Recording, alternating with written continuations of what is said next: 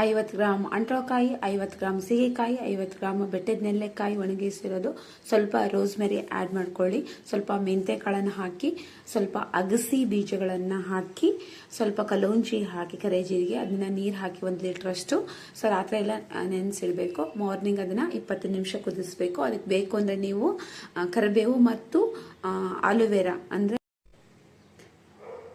ಲೋಳೆ ಸರ ಮತ್ತು ಕರಿಬೇವನ್ನ ಹಾಕಿ ಚೆನ್ನಾಗಿ ಕುದಿಸ್ಕೋಬೇಕು 20 ನಿಮಿಷ. ಕುದಿಸಾಗಿಮೇಲೆ ಸ್ವಲ್ಪ ಅದು ತಣ್ಣಗಾಗೋವರೆಗೂ ವೇಟ್ ಮಾಡಿ, ಅದರಲ್ಲಿ ಅಂಟ್ರೋಕಾಯಿಲಿರುವಂಥ ಬೀಜಗಳನ್ನು ಸೈಡಿಗೆ ತೆಗೆದು ಆ ಚೆಲ್ಟವನ್ನು ಮಿಕ್ಸಿ ಜಾರಿಗೆ ಹಾಕಿ ಚೆಂದಾಗಿ ಅದನ್ನು ನುಣ್ಣಗೆ ಹರ್ಕೊಂಡು ಬಟ್ಟೆಯಲ್ಲಿ ಸೋಸ್ಕೊಂಡು ಈ ಥರ ಇಟ್ಕೋಬೇಕು. ಅದಕ್ಕೆ ನಾವು ಶಾಂಪೂ ಬೇಸನ್ನು ಹಾಕಬೇಕು. ಅದು ಎಷ್ಟಿರುತ್ತೋ ಅಷ್ಟು ಕ್ವಾಂಟಿಟಿ ಹಾಕಬೇಕು.